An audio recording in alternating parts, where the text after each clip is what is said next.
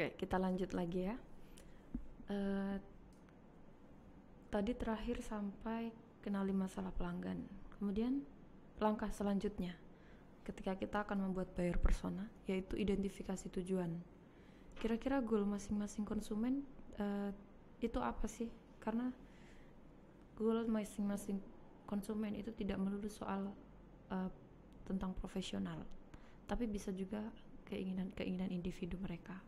Kemudian tidak semua berkaitan dengan fitur-fitur bisnis. Sorry ya, ini ada kesalahan penulisan. Tapi dari identifikasi tujuan tersebut, ketika kita sudah mengetahui tujuan konsumen tersebut itu apa, jadi nanti di akhir akan saya tampilkan contoh buyer persona. Nanti akan kita jelaskan di contohnya tersebut. Selanjutnya, bisnis kita sebagai solusi. Maksudnya apa? Bisnis atau produk yang kita buat itu usahakan bisa menjadi solusi atas kegelisahan atau masalah yang dihadapi oleh pelanggan. Itu ada di poin sebelumnya.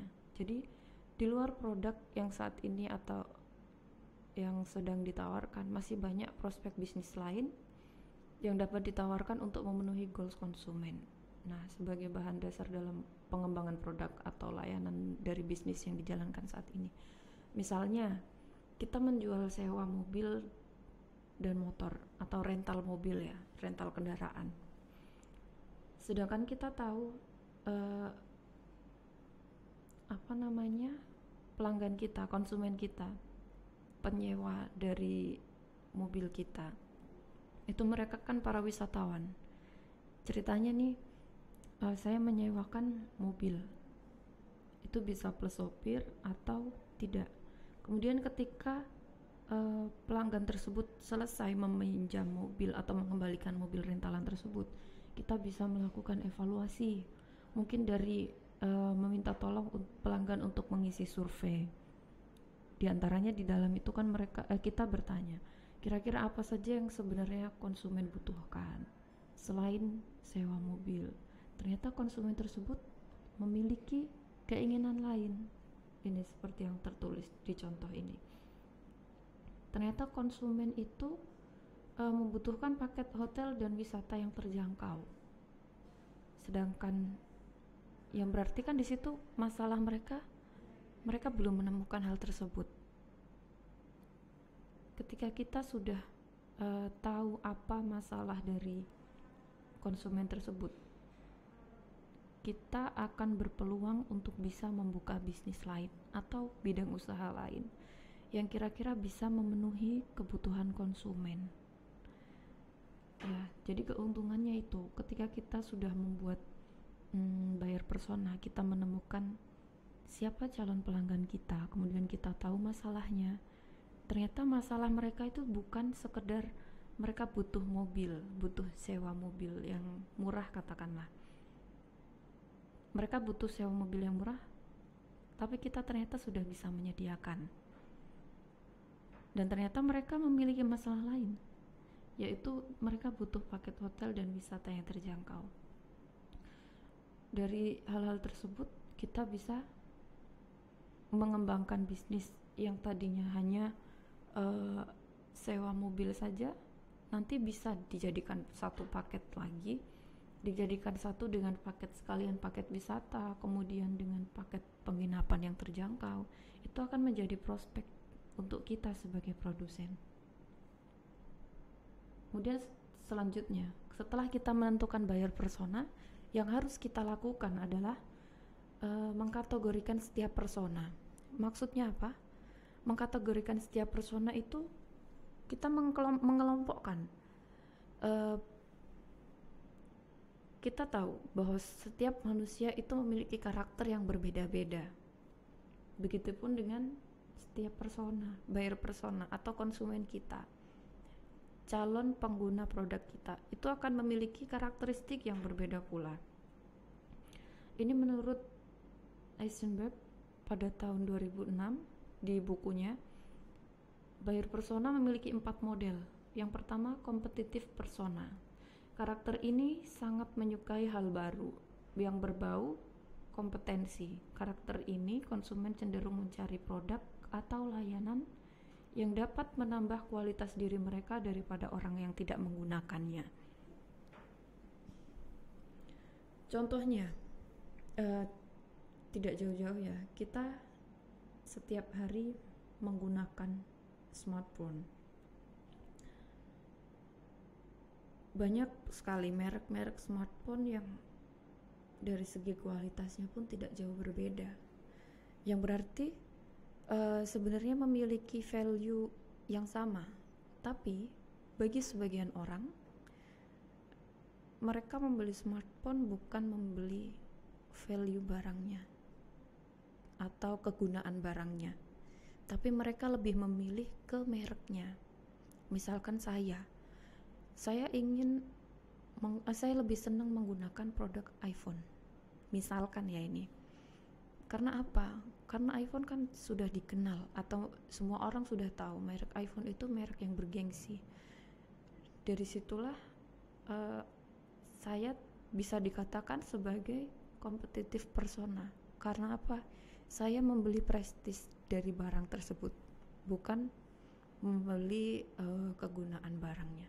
Maksudnya sebenarnya dengan harga yang sama itu kita bisa mendapatkan produk yang lebih bagus dengan fitur yang lebih tinggi. Tapi saya tidak mempertimbangkan itu. Saya lebih memilih membeli yang mereknya terkenal, lebih bergengsi di mata orang. Nah, disitulah contoh kecilnya dari kompetitif persona. Kemudian yang kedua itu ada spontaneous persona. Jadi spontaneous persona ini konsumen kategori yang seperti ini itu orang yang tipikalnya latah. Latah maksudnya apa? Katakanlah saya ya, misalkan saya melihat teman saya membeli makanan atau membeli jilbab, misalkan jilbab yang bagus atau headset deh yang bisa digunakan. Saya tidak melihat atau saya tidak survei dulu bagaimana kualitas headset tersebut. Saya langsung membeli. Karena apa? Saya melihat teman saya membeli, kok bagus, saya langsung beli. Itu bisa dikatakan sebagai spontaneous persona. Karena dia beli produk bukan karena kebutuhan, tapi karena melihat orang lain. Nah, contoh di sini juga ada. Andre melihat saudaranya memakai jam tangan dengan merek tersebut. Tidak lama setelah melihatnya, Andre membeli jam dengan merek yang sama tanpa melakukan riset terlebih dahulu. Nah, sebenarnya konsumen seperti ini juga menguntungkan bagi produsen, karena kan tipikal pembeli yang seperti ini dia tidak berpikir panjang, dia bisa aja langsung beli produknya. Cuman untuk kedepannya ini kita belum tahu apakah mereka benar-benar cocok dengan produk itu atau tidak. Kemudian yang ketiga itu ada methodical persona. Konsumen berkarakter logik, teliti saat bertindak. Untuk menarik perhatiannya, pastikan bahwa bisnis itu benar-benar menawarkan produk yang unggul dibandingkan kompetitor. Contohnya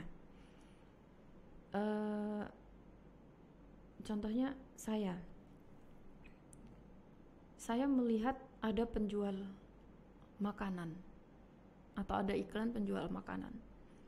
Ketika saya menjadi spontaneous persona, saya akan langsung membeli ketika melihat orang lain membeli. Tapi kalau saya adalah tipikal konsumen yang metodikal, saya tidak akan langsung membeli makanan tersebut. Karena apa? Saya pasti berpikir panjang. Orang yang tipikal seperti ini tidak akan mudah terpengaruh. Mereka akan berpikir, misalkan saya tadi membeli makanan, saya akan memikirkan kira-kira proses pembuatannya seperti apa, bahan yang digunakan halal atau tidak, kemudian tempat produksinya bersih atau tidak, kemudian rasa atau kualitas produknya, kualitas makanannya apakah jauh lebih baik dari produk lain yang sejenis. Itu saya akan mempertimbangkan itu benar-benar. Jadi banyak faktor yang akan mereka pikirkan, maksudnya orang dengan karakter methodikal persona.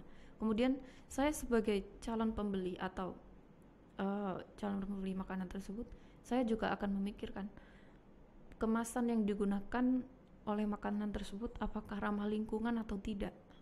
Nah, disitulah itu kalau kita posisi sebagai produsen, kita harus mengenal atau kita harus tahu, mengerti calon konsumen kita dengan tipikal methodikal persona, yang artinya kita harus memastikan bahwa produk kita benar-benar memiliki value atau memiliki novelty, memiliki nilai unggul daripada produk-produk lain. Misalkan ini di posisi saat ini saya sebagai penjual makanan tersebut, saya mengetahui bahwa persona atau buyer persona saya itu methodikal persona, maka saya sebagai produsen akan berusaha memperbaiki produk saya. Maksudnya saya akan mendaftarkan produk saya ke Badan Sertifikasi Halal. Dengan saya memiliki dengan memiliki sertifikat halal, itu akan menjadi nilai plus dibandingkan kompetitor saya yang mungkin belum semuanya menggunakan atau mendaftarkan sertifikasi halal pada produknya. Kemudian saya juga akan mungkin menggunakan kemasan yang ramah lingkungan, karena kemasan yang ramah lingkungan tersebut akan menarik si methodikal persona tersebut. Oke, dengan seperti itu saya mungkin akan bisa lebih berpeluang lebih besar untuk menarik buyer persona dengan karakter methodikal persona ini. Kemudian juga cara lain, misalkan di sosial media saya memperlihatkan cara memproduksi barangnya atau makanan tersebut, cara produksinya bagaimana, alurnya mulai dari bahan mentah hingga ke pengemasannya. Dengan begitu kita kan sudah memberikan nilai lebih daripada produk-produk sejenis lainnya. Kemudian selanjutnya ada humanistic persona, konsumen dengan tipikal sedikit lambat dalam mengambil keputusan. Ini maksudnya ada juga calon konsumen atau konsumen yang tipikalnya tidak langsung membeli. Ketika kita sebagai produsen memberikan iklan atau menyebarkan iklan, itu ada beberapa orang atau calon konsumen yang tidak langsung merespon. Jadi ketika melihat iklan, mereka akan lebih lebih banyak berpikir, ini penting nggak ya, kemudian kira-kira saya produk ini gimana ya. Pokoknya ketika melihat iklan, orang tersebut akan flat, tidak berekspresi apa-apa. Tapi ada kemungkinan di lain waktu mereka akan mengambil keputusan untuk membeli produk tersebut. Jadi kesimpulannya, dari kategori setiap persona, untuk itu kenapa kita harus sekali mengelompokkan setiap persona.